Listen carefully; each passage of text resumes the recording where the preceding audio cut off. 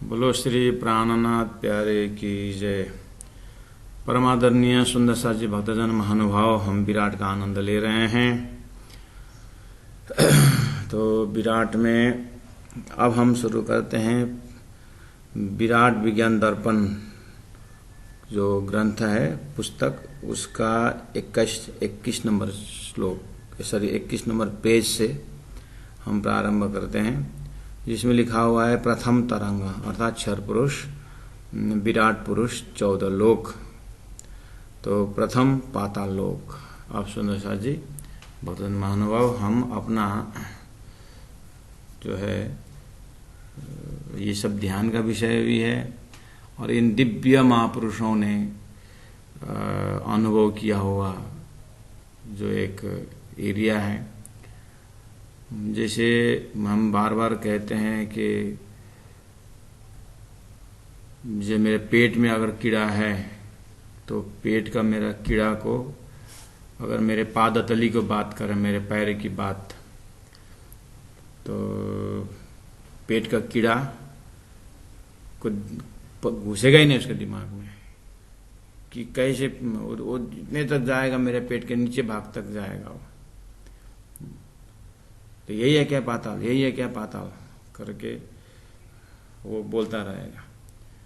लेकिन जैसे विराट पुरुष का पादतली से पाताल कर लिया हुआ है ना, वो ऐसे ही ये बृहद विराट पुरुष के सृष्टि के अंदर हमारा छोटा सा जीव, साइंटिफिक जीव, रॉकेट इधर दौड़ाता है उधर दौड़ाता है, वो नीचे जाता है उधर घूम घाम के वहीं पहुंचता है। उसका लिए लोकालोक पर्वत जैसा पेड़ के राउंड मारेगा, लेकिन उसको जो नीचे जांग है, वो घुटन है, नीचे पैर है और पादतली पाताल वहाँ है।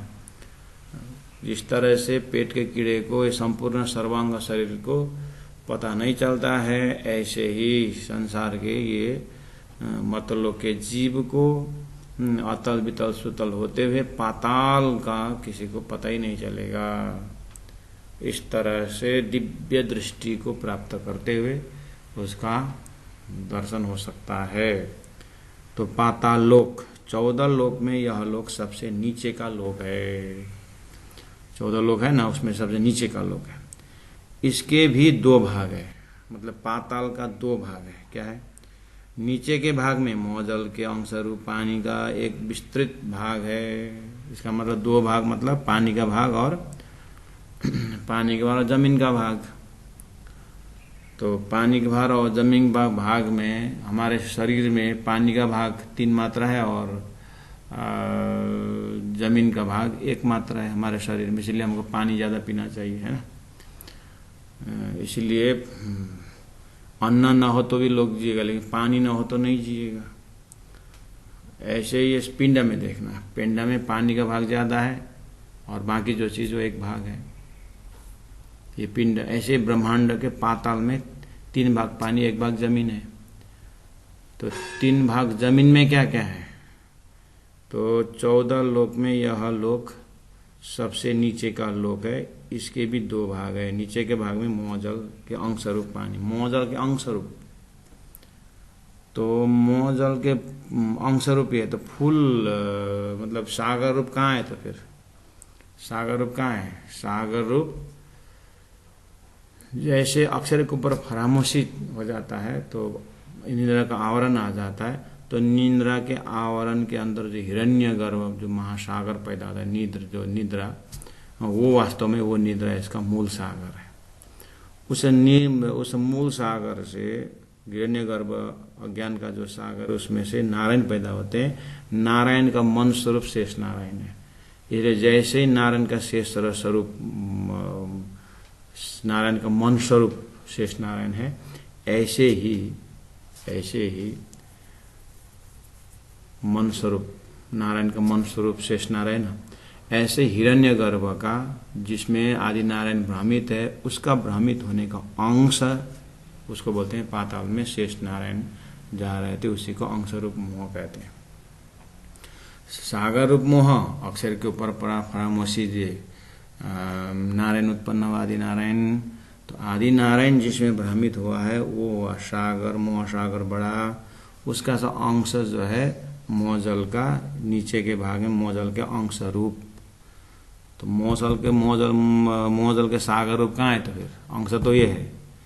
तो जिस तरह से आपको शेष नारायण का मूल स्वरूप आदि नारायण दिखते हैं, ऐसे ही देखना कि जहां पर शेष नारायण बैठे हुए हैं उसको भी अंश रूप मोह देखना, महामोह सागर से वो आदि नारायण जिसमें आधारित है। पिता का मोह सागर के सामने पुत्र का मोह सागर उतना ही छोटा है जितना पिता के मोह सागर से शिष्य का है। पिता के मोह सागर से है ना पुत्र जन्मा ना, इसलिए अंश रूप है। इस तरह से अंश समझना। यामे माम विष्णु मन थे त्रिगुण। अब वो जहां पर शेष नारायण का अंश रूप, शेष नारायण के लिए अंश रूप है, आदि नारायण के आगे अंश रूप है, शेष नारायण के तो वही महासागर है ना। फिर अब शेष नारायण के लिए तो वही महासागर है। अब उसमें से अंश बुद्ध होकर के फिर त्रिदेव का जन्म होना है, त्रिदेव प्रकट होना है। अब त्रिदेव के लिए शेष नारायण का अंश ही महासागर हो जाता है। मोह का भी इस तरह से विश्वास। अब पिता के नजर में तो पुत्र जो उसका अंश रूप है, मोह का अंश रूप है, लेकिन पुत्र के लिए तो वो अपना मोह सागर उसको सागर की तरह है, लेकिन पिताजी के सामने वो अंश रूप है। इस तरह से मोह का विस्तार होता है। तो नीचे के भाग में मोह जल के अंश रूप पानी का एक विस्तृत भाग है। तो पानी का भाग 3 और जमीन का भाग 1, 4 भाग हो गया ना। ब्रह्मांड रूपी अंडे के गर्भ में होने से, ब्रह्मांड रूपी अंडे के गर्भ में होने से इसको गर्भोदक समुद्र भी कहते हैं। गर्भोदक, गर्भ प्लस उदक इज इक्वल टू गर्भोदक। ब्रह्मांड रूपी गर्भ के उदक बूढ़ी पेट में है।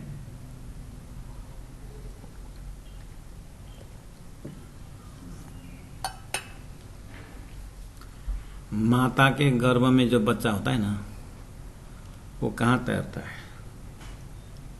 गर्भ में तो तैरता है। ऐसे ब्रह्मांड के गर्भ में, ब्रह्मांड के गर्भ में आदि नारायण। अब आदि नारायण के स्वप्न रूपी गर्भ में शेष नारायण है। तो उसमें थोड़ा सा मोहजल अंश रूप है, लेकिन यहाँ सागर बन गया है। वहां पर आदि नारायण शेष नारायण तैरते हैं। अंडा रूपी, ब्रह्मांड रूपी अंडे के गर्भ में होने से इसको गर्भोदक समुद्र भी कहते हैं। गर्भ प्लस उदक अर्थात मोहजल।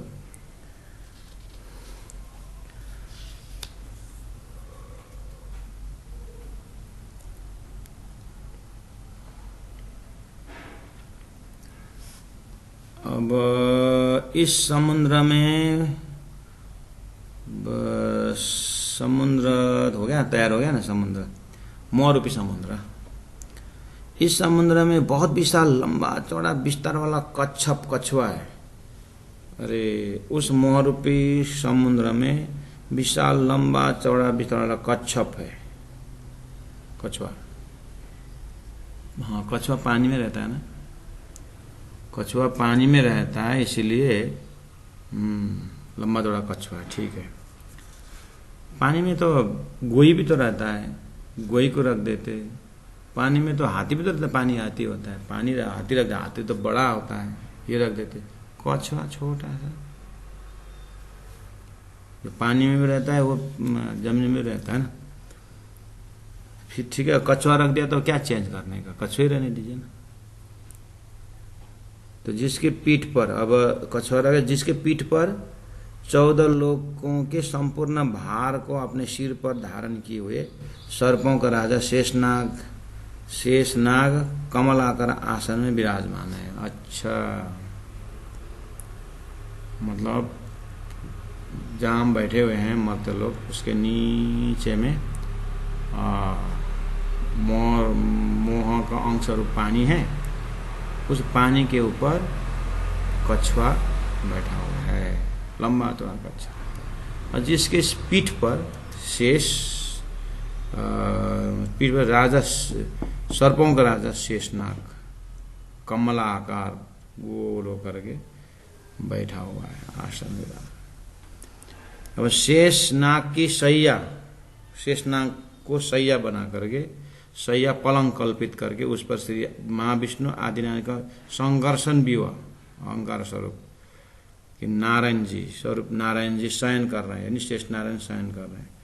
उनको सहस्र शीर्षा पुरुष सहस्राक्ष सहस्रपात करके श्वेता स्वतरोपनिषद में अध्याय 3 के 14वां मंत्र में कहते हैं, कहा है सहस्र शीर्षा पुरुष सहस्राक्ष सहस्रपात।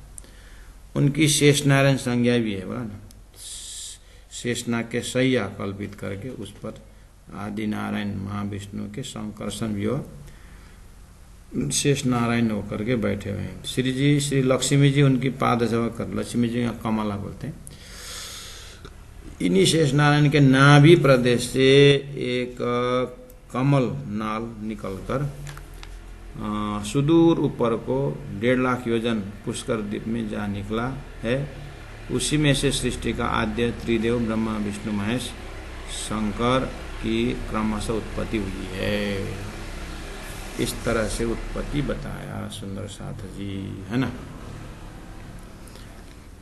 अच्छा, तो इस एपिसोड में आप एक बार कंसंट्रेशन करिए कि अच्छा, अक्षरात परब्रह्म परमात्मा श्री राज जी ने अक्षर को, अक्षर ब्रह्म के ऊपर फरामोशी डाल दी। अक्षर ने अपना जागृत भूल गए। जैसे ही अक्षर के ऊपर फरामोशी पड़ी, जागृत भूले, तो सतयुग प्रारंभ हुआ, सतत द्वापर कली, इस तरह से समय का एस्पेक्ट इसके अंदर है। अब लेकिन सतयुग के साथ साथ सृष्टि जब बनने का क्रम होता है, सृष्टि कैसे बनी? बोले यामे माँ विष्णुमन, यामे मतलब उस भवसागर, वो जो अज्ञान का जो एक पर्दा अक्षर के ऊपर जो हुआ, उसके कारण जागृत भूलने के कारण स्वप्ना का शरीर खड़ा हुआ। तो स्वप्ना का शरीर का नाम है आदि नारायण। वो स्वप्ना का जो निंद्रा का आवरण, अज्ञान का आवरण है, उसको हिरण्यगर्भ बोले। अब नारायण एक हम बहुश्याम बोलते ही शेष नारायण पैदा हुए। तो शेष नारायण पैदा होने के लिए भी आदि नारायण का अज्ञान का ही पानी चाहिए। अज्ञान का मोहजल हुआ। उस मोहजल में वो मोहजल के अंदर कछुआ की बात आई। ये कछुआ जो एक क्यों दिखा? एक तो कछुआ सबसे लंबे आयु है। ये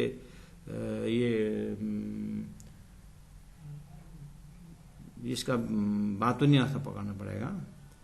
व्याख्या के अंदर बातुनी के साथ जाहिर के साथ साथ बातुनी है। यहाँ पर कछुआ क्यों रखे? एक तो कछुआ की आयु लंबी होती है। दूसरी बात, कछुआ का पीठ बहुत कड़क होता है। कछुआ का पीठ बहुत कड़क होता है। वो पीठ क्या है? अहंकार का पीठ है। हमारा जीव का अपनी बीता का ये अहंकार का पीठ है। अहंकार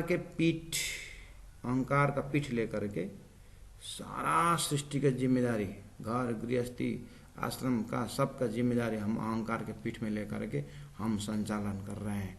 हाँ, ये मेरा पुत्र है, ये मेरा जमीन है, ये मेरी पत्नी, ये मेरा पति। हाँ, ऐसा करके अहंकार का पीठ लेकर के अब ये कछुआ रूपी ये मन जो है ना, कछुआ रूपी ये जो अहंकार है ना, अब गुण अंग इंद्रिय के साथ ऐसा पानी में तैरते हुए गुण अंग इंद्रिय अब 5 ज्ञानेंद्रिय 5 कर्म इंद्रिय अब बाहर निकलता है, चरने निकलता है। हाँ, अब उसको थोड़ा पत्थर को डंजर हुआ तो थोड़ा सा अंदर चला जाता है।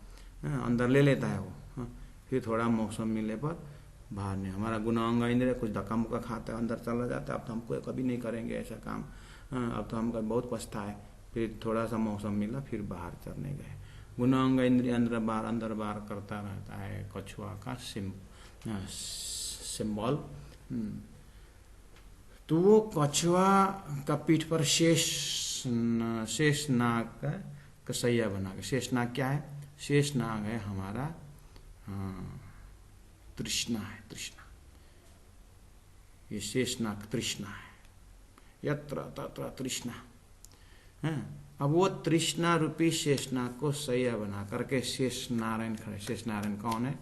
मैं, शेष नारायण मैं। और कमला उसकी पाद सेवा कर रहे। कमला क्या? इच्छा शक्ति। तो हमारी इच्छा शक्ति को दिन भर शेष नारायण थक जाता है सृष्टि करते करते करते सृष्टि में, और रात को सोता है तो कमला पाद सेवा करती है। कमला पाद सेवा, इच्छा शक्ति हमारा पाद सेवा करके सुबह फिर जैसा का तैसा बना देती है। और इच्छा फिर शेष नारायण, शेष नाग को तो सैया बनाया है, तृष्णा को तो सैया बनाया है, और इच्छा ने उसको मदद दी। अब वो तृष्णा न जीर्णा वयमे अजीर्णा, कालो न या तो वयमे हो याता। काल गया, समय बीत रहा है और सामान्य हम बीत रहे हैं। इस तरह से ये हमारा अपने पिंड के ऊपर हम ये देख सकते। ऐसे ही ब्रह्मांड के मालिक ईश्वर का भी यही हालत है।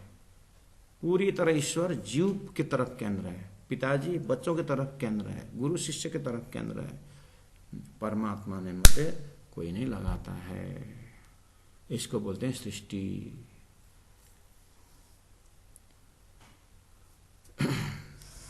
तो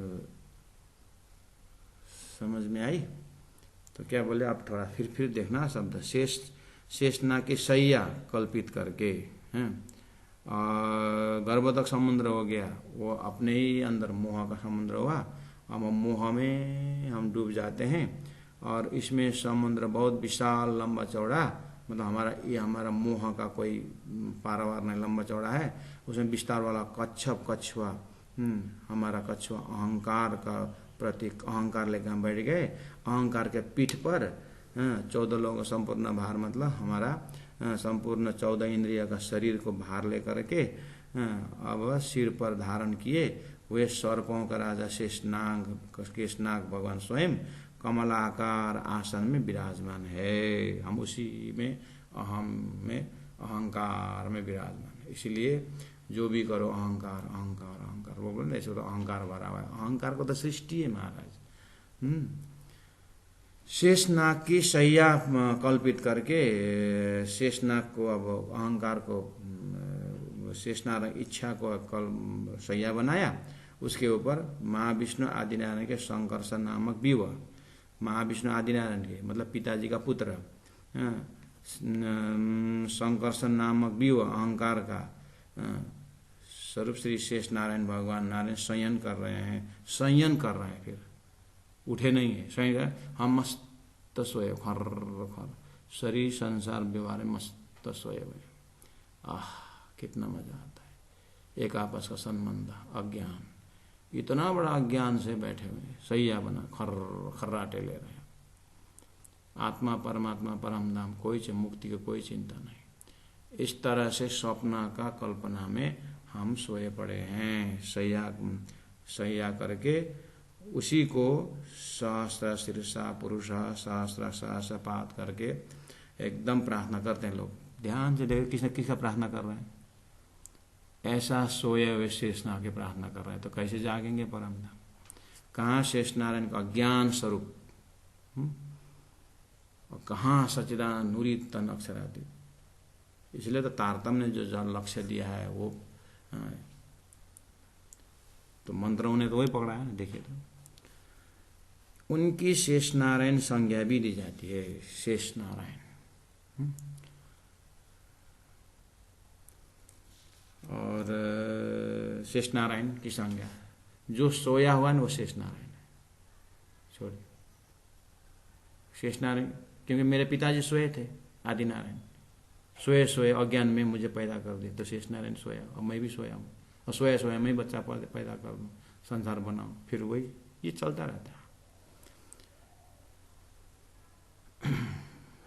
ये बच्चा मतलब अज्ञान में जो भी पैदा करो, इस तरह से चलता रहता है। लक्ष्मी जी पाद सेवा कर रही है, मतलब हमारी इच्छा हमारी सेवा करती है। कौन सी सेवा? डुबाने वाली सेवा। आज ये नहीं हो वो नहीं हुआ, इच्छा बढ़ती जाती है। इन्हीं शेष नारायण नाभि प्रदेश से कमलनाल निकलकर, अब अज्ञान हुआ तो अब कमलनाल निकलेगा ही ना, अज्ञान में तो कमलनाल एकदम इस तरह से सुंदर सा जो सृष्टि बनती है। तो अभी का एपिसोड यहीं रखेंगे। बोलो श्री प्राणनाथ प्यारे की जय।